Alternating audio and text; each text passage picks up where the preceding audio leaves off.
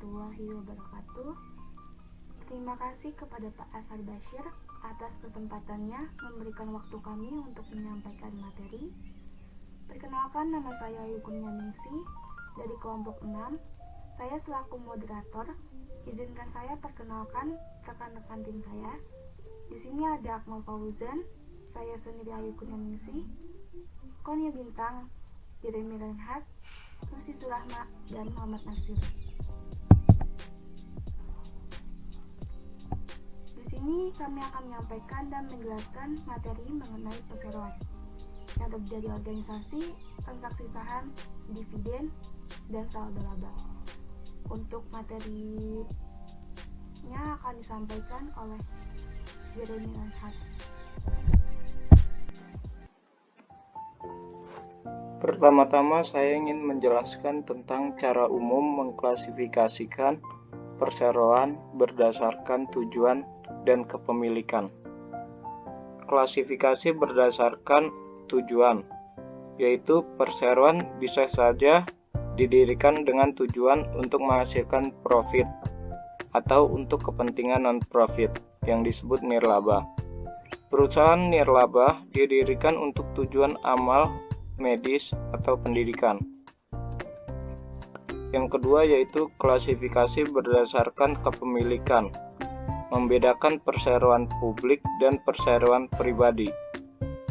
Perseroan kepemilikan publik mungkin memiliki ribuan pemegang saham.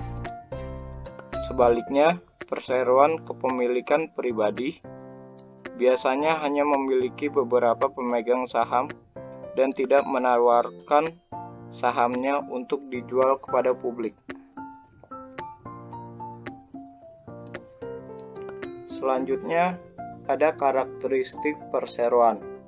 Yang pertama, ada kepemilikan legal terpisah, yaitu di kebanyakan negara, entitas usaha biasanya terpisah dan berbeda dari pemiliknya. Perseroan kepemilikan pribadi bertindak atas namanya sendiri, bukan atas nama pemegang sahamnya. Yang kedua, ada keterbatasan kewajiban pemegang saham, yaitu oleh karena perseroan adalah badan hukum yang terpisah, di kebanyakan negara, kreditur hanya berhak mengklaim sebesar aset perseroan. Tanggung jawab pemegang saham biasanya terbatas pada investasi mereka di perseroan. Yang ketiga, ada hak kepemilikan yang dapat dipindahtangankan, yaitu saham biasa memberikan sejumlah hak kepemilikan di perseroan. Saham-saham ini adalah unit yang dapat dipindahtangankan. Pemegang saham dapat melepas sebagian atau seluruh kepemilikannya di perseroan hanya dengan menjual sahamnya. Yang keempat, ada kemampuan untuk memperoleh modal, yaitu saat ini perseroan relatif mudah untuk mendapatkan modal melalui penerbitan saham.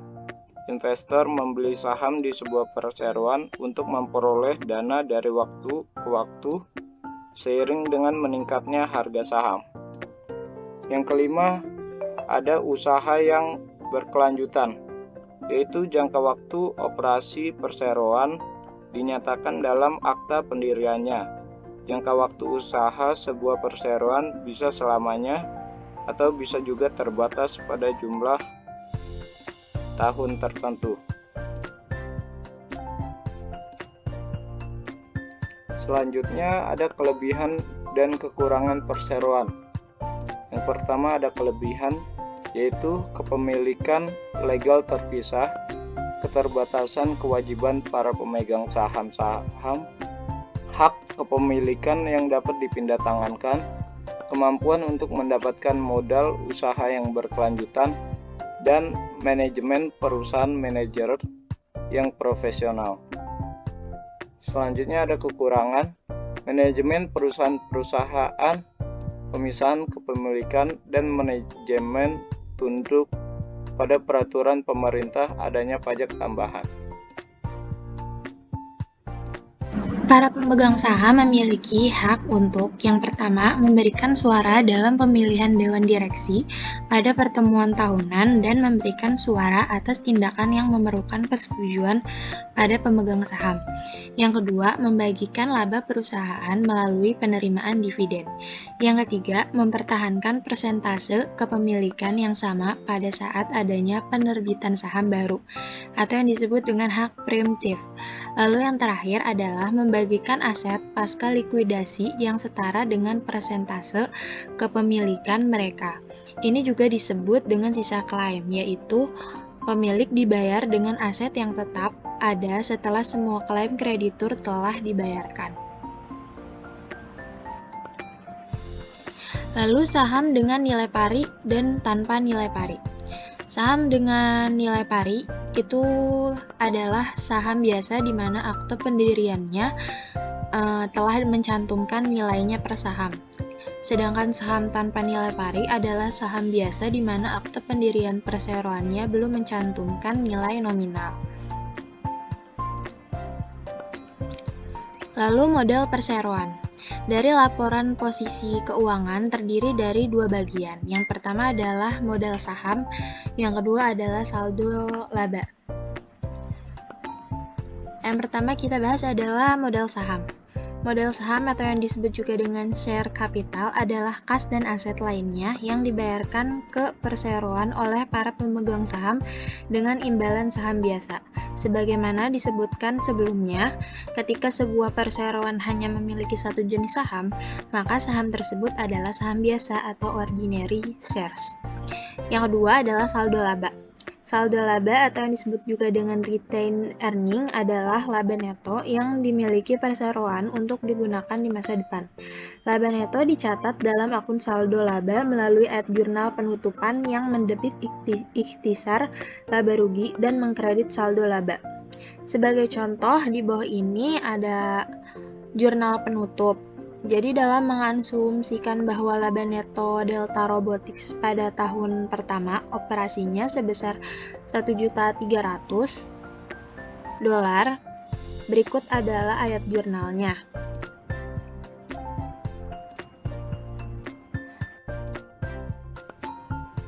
Selanjutnya, penerbitan saham biasa pada nilai pari untuk memproses kas. Kita bisa asumsikan bahwa Hydro Slide Incorporation menerbitkan 1000 lembar saham biasa dengan nilai €1 untuk memproses kas.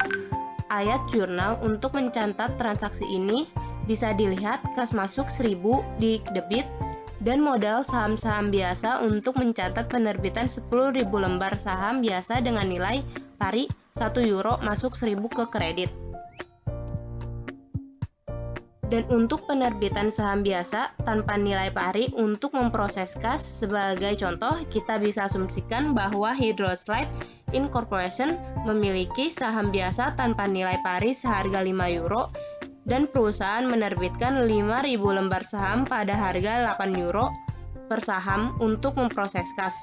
Untuk ayat jurnalnya bisa dilihat kas 40.000 ke kredit, modal saham-saham biasa ke kredit dengan 25.000 dan premium saham-saham biasa untuk mencatat penerbitan 5.000 lembar saham biasa dengan nilai €5 pada saham tanpa nilai pari, 15.000 ke kredit.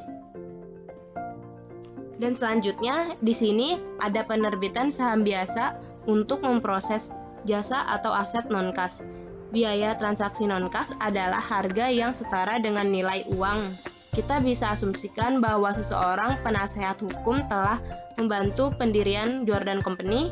Mereka telah menagih biaya jasa kepada perusahaan sebesar €5.000 dan mereka setuju untuk menerima 4.000 lembar saham biasa dengan nilai pari sebesar €1 sebagai pembayaran tagihan atas jasa penasehat hukum. Pada saat pertukaran, tidak ada harga pasar yang pasti untuk saham tersebut. Dalam hal ini, wajar dari pertimbangan yang diterima, yaitu sebesar €5.000 lebih dapat diterima. Jordan Company membuat ayat jurnal seperti di bawah. Beban organisasi ke debit senilai 5.000, modal saham-saham biasa ke kredit sebesar 4.000 dan premium saham-saham biasa untuk mencatat penerbitan 4.000 lembar saham dengan nilai pari sebesar 1 euro kepada penasehat hukum ke kredit sebesar 1.000.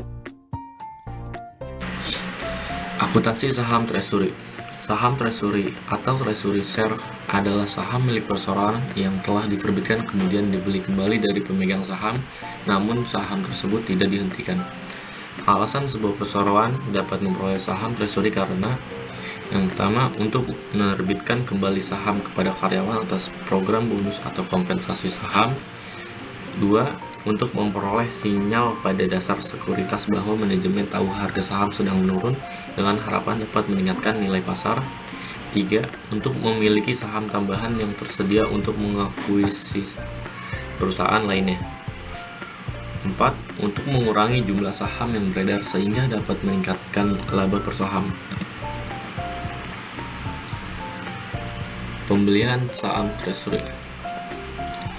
Sebagian contoh pada tanggal 1 Februari 2014, MIT mengakui 4.000 lembar sahamnya seharga $80 Hong Kong per saham. Ayat jurnalnya adalah pada tanggal 1 Februari, saham treasury 320.000 di debit dan kasnya 320.000 di kredit. Laporan posisi keuangan. Ekuitas. Modal saham-saham biasa dengan nilai pari $50 Hong Kong sebanyak 100.000 lembar saham diterbitkan senilai $5 juta Hong Kong dan saldo laba $2 juta Hong Kong. Kemudian jumlahkan menjadi 7 juta. Lalu dikurangi saham treasury 320.000 sehingga total ekuitasnya adalah 6.680.000. Penjualan saham treasury di atas biaya perolehan. Jika harga jual saham treasury sama dengan biaya perolehannya, perusahaan mencatat penjualan saham tersebut dengan mendebit kas dan mengkredit saham treasury. Apabila harga jual saham lebih besar dari biaya perolehannya, perusahaan tersebut mengkredit selisihnya ke dalam premium saham. Sebagai ilustrasi, kita asumsikan bahwa pada tanggal 1 Juli, MIT Inc. menjual 1.000 lembar saham treasury dengan harga $100 Hong Kong per saham yang sebelumnya diperoleh seharga $80 Hong Kong per saham. Ayat jurnalnya adalah pada tanggal 1 Juli, kas sebesar 100.000 berada di debit, saham treasury sebesar 80.000 berada di kredit, lalu premium saham-saham treasury 20.000 di kredit, yang hasil dari mengkredit selisihnya antara kas dan saham treasury. Penjualan saham treasury di bawah biaya perolehan. Ketika sebuah perusahaan menjual saham treasury di bawah biaya perolehannya, biasanya perusahaan akan mendebit selisihnya ke akun premium saham-saham treasury. Sebagai ilustrasi, jika MIT Inc. menjual tambahan 800 lembar saham treasury pada tanggal 1 Oktober pada harga $70 Hong Kong per saham, perusahaan akan membuat jurnal berikut. Pada tanggal 1 Oktober, kas sebesar 56.000 berada di debit, premium saham-saham treasury sebesar 8.000 berada di debit, lalu saham treasury 64.000 yang mana hasil dari mendebit selisih antara kas dan premium saham-saham treasury. Selanjutnya, ada akuntansi saham preferen. Saham preferen atau preference share memiliki ketentuan kontrak yang menerbitkan fasilitas kepada para investor berupa beberapa preferensi atau prioritas atas saham biasa. Nah, biasanya pemilik saham preferen memiliki dua prioritas. Yang pertama itu atas distribusi laba atau dividen, dan yang kedua atas pembagian aset jika terjadi likuidasi. Namun, terkadang para pemegang saham preferen tidak memiliki hak suara dalam perusahaan. Seperti saham biasa, perseroan juga dapat menerbitkan saham preferen untuk memperoleh kas atau aset non-kas. Sebagai contoh di sini, jika Stein Corporation menerbitkan 10.000 lembar saham preferen dengan nilai pari €10 seharga €12 per saham. Ayat jurnal untuk mencatat penerbitannya yaitu kas sebesar 120.000 didapat dari hasil 10.000 lembar saham preferen dikali dengan 12 euro per saham. Maka kita catat di akun debit. Selanjutnya modal saham untuk saham preferen sebesar 100.000 di akun kredit dan premium saham untuk saham preferen sebesar 20.000 didapat dari hasil selisih dari kas tersebut dengan modal saham, yaitu ada dividen preferen. Dividen preferen ini pemegang saham preferen berhak menerima dividen lebih awal daripada pemegang saham biasa. Nah, sedangkan pembayaran dividen itu bergantung pada banyak faktor seperti saldo laba yang memadai dan ketersediaan uang tunai. Selanjutnya itu ada dividen kumulatif.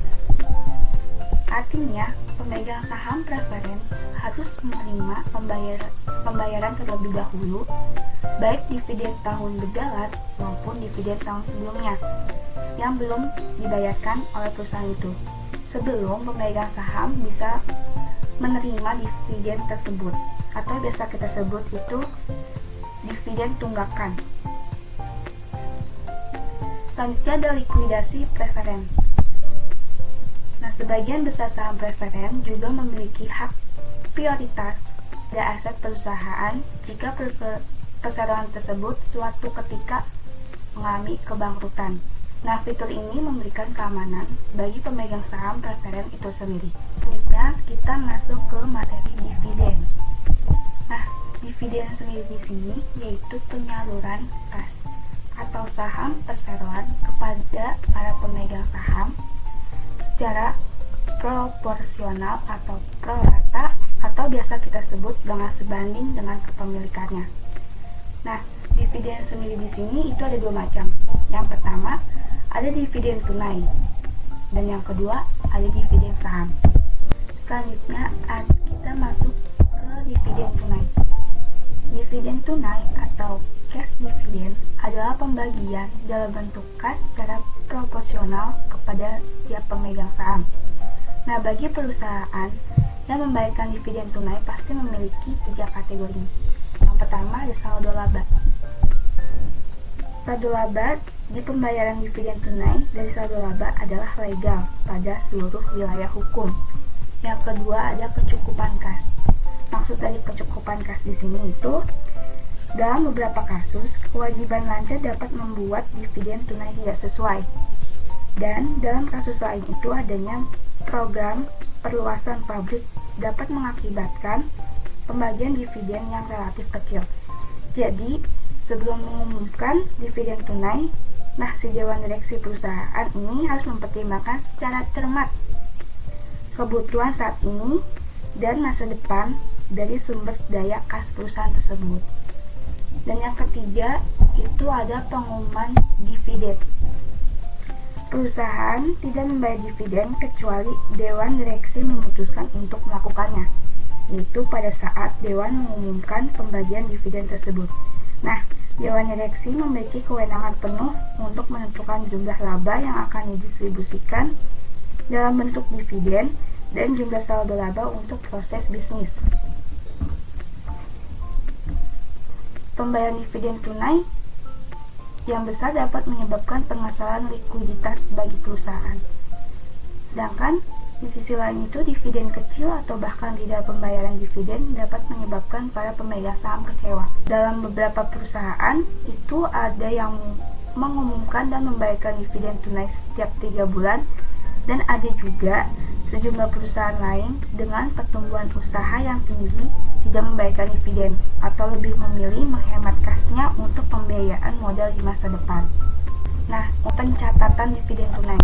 Sebagai ilustrasinya, kita asumsikan pada tanggal 1 Desember 2014, Direksi Media General mengumumkan dividen tunai sebesar 0,50 euro per saham atas 100.000 lembar saham, sehingga 10 euro pada nilai nominal. Jumlah dividennya adalah 50.000 euro, atau itu hasil dari 100.000 dikali 0,50 euro. Ayat jurnal untuk mencatat pengumuman tersebut adalah Desember tanggal 1, dividen tunai sebesar 50.000 kita catat di akun debit. Dan selanjutnya untuk utang dividennya itu sebesar 50.000 kita catat di kredit. Nah, tadi kita udah membahas dividen tunai. Selanjutnya kita membahas dividen saham. Dividen saham adalah pembagian saham perseroan secara prorata bagi para pemegang sahamnya. Dividen saham dibayarkan dalam bentuk saham. Dividen saham menghasilkan penurunan saldo laba dan kenaikan modal saham dan premium saham. Nah, secara umum, perseroan menerbitkan dividen saham karena beberapa alasan.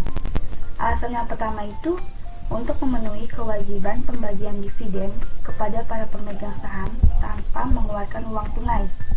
Dan yang kedua, untuk meningkatkan harga pasar saham perseroan tersebut.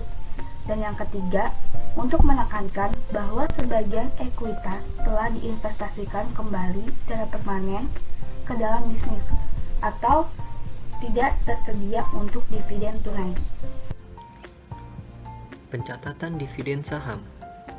Untuk menggambarkan akuntansi bagi dividen saham kecil, kita asumsikan bahwa Medland Corporation memiliki saldo sebesar 300.000 euro dalam saldo laba. Perusahaan mengumumkan pembagian dividen 10% atas 50.000 lembar saham biasanya dengan nilai pari 10 euro. Nilai wajar saham saat ini adalah 15 euro per saham. Jumlah saham yang akan diterbitkan yaitu 5.000 lembar, 10% dikali 50.000. Oleh karena itu, jumlah yang akan didebit pada dividen saham adalah 75.000 euro. Hasil dari 5.000 dikali 15 euro. Ayat jurnal untuk mencatat pembagian dividen saham sebagai berikut. Yang pertama, dividen saham dimasukin ke debit sebesar 75.000. Dividen saham biasa yang dapat dibagikan 50.000 ditaruh di kredit. Lalu premium saham-saham biasa dimasukkan ke kredit sebesar 25.000.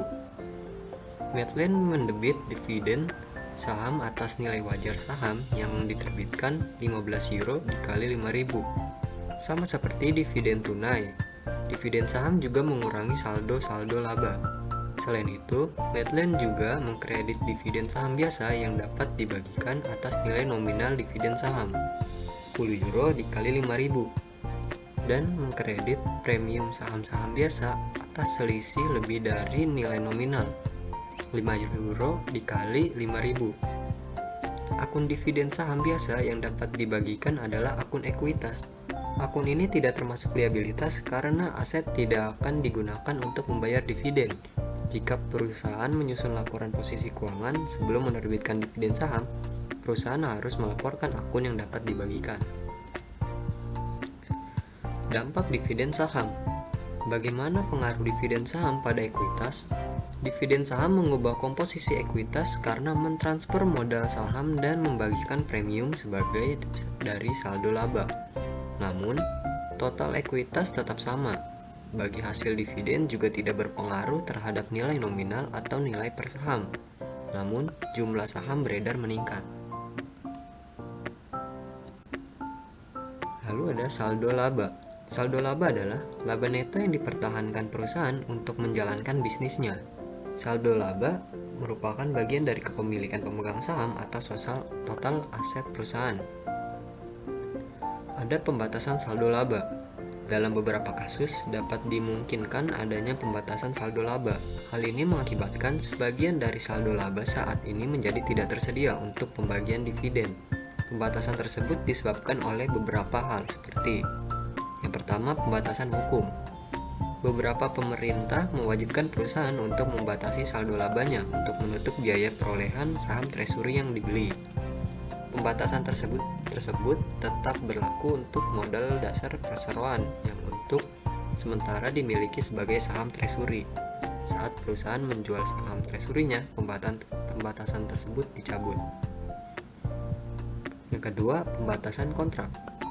Kontrak utang jangka panjang dapat membatasi saldo laba sebagai syarat pinjaman. Ketentuan pinjaman tersebut mengatur pembatasan atas pengangguran aset perseroan untuk pembayaran dividen. Dengan demikian, hal ini akan meningkatkan kemungkinan perseroan untuk dapat memenuhi pembayaran pinjaman yang dipersyaratkan. Lalu, yang ketiga, pembatasan sukarela. Dewan Direksi dapat secara sukarela menetapkan pembatasan saldo laba untuk tujuan tertentu. Sebagai contoh, Dewan Direksi dapat menetapkan pembatasan demi perluasan pabrik di masa depan. Dengan mengurangi jumlah saldo laba yang tersedia untuk pembagian dividen, perseroan akan menyimpan lebih banyak uang yang tersedia untuk rencana ekspansi tersebut. Lalu, laporan saldo laba. Laporan saldo laba menunjukkan perubahan dalam saldo laba selama tahun berjalan. Seperti yang dijelaskan sebelumnya, laba neto menambahkan saldo laba, dan rugi neto mengurangi saldo laba. Penyesuaian periode sebelumnya dapat menambah atau mengurangi saldo laba. Dividen tunai dan dividen saham sama-sama mengurangi saldo laba. Contohnya seperti laporan saldo laba pada perusahaan Graeber Inc. ini. Saldo pada 1 Januari yang dilaporkan sebesar 1.050.000 euro. Koreksi karena lebih saji laba neto sebesar 50.000. Saldo 1 Januari setelah penyesuaian menjadi 1 juta. Lalu tambah laba neto 360.000. Total 1.460.000. Dikurangi dividen tunai 100.000 euro, dividen saham 200.000. Jadinya 300.000. Jadi saldo per 31 Desember sebesar 1.160.000 euro. Nilai buku per saham. Nilai ini menggambarkan ekuitas yang dimiliki pemegang saham biasa pada aset neto perseroan dari kepemilikan satu sahamnya. Rumus yang digunakan dalam nilai buku per saham yaitu total ekuitas pemegang saham biasa ditambah jumlah saham biasa yang beredar sama dengan nilai buku per saham. Ketika sebuah perusahaan memiliki saham preferen dan saham biasa, perhitungan nilai bukunya lebih rumit karena pemegang saham preferen memiliki klaim sebelumnya atas aset neto dari pemegang saham biasa. Nilai ekuitasnya harus dikurangkan dari ekuitas total. Langkah-langkah perhitungan nilai buku per saham. Yang pertama itu menghitung ekuitas saham preferen. Ekuitas saham preferen sama dengan jumlah harga beli saham preferen ditambah dividen kumulatif yang tertunggak. Jika saham preferen tidak memiliki harga beli, maka harga yang digunakan adalah nilai nominalnya. Lalu yang kedua, menghitung ekuitas pemegang saham biasa. Mengurangi ekuitas saham preferen dari ekuitas total. Yang ketiga, menghitung nilai buku per saham, yaitu membagi ekuitas pemegang saham biasa dengan saham biasa.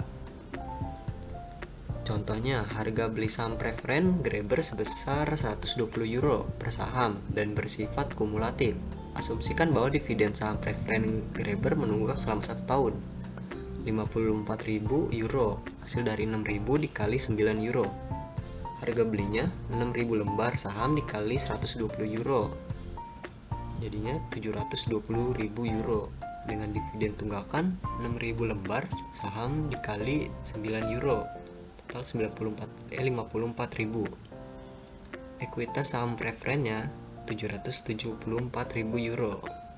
Total ekuitas 4.810.000 euro dikurangi ekuitas saham preferen 774.000, jadinya ekuitas pemegang saham biasa total 4.036.000, saham biasa beredar 390.000, nilai buku per saham 10,35 euro.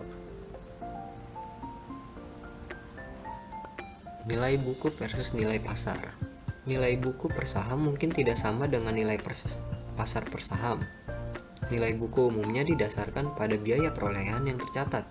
Nilai pasar mencerminkan penilaian subjektif dari ribuan pemegang saham dan calon investor tentang potensi perusahaan untuk mendapatkan laba dan dividen di masa depan. Nilai buku per saham sangat berguna dalam menentukan tren ekuitas per saham para pemegang saham dalam sebuah perusahaan.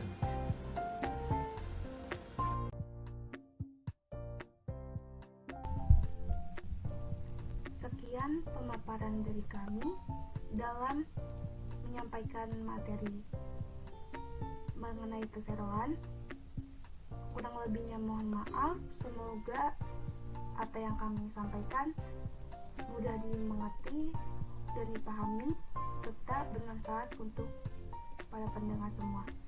Kurang lebihnya mohon maaf. Wassalamualaikum warahmatullahi wabarakatuh.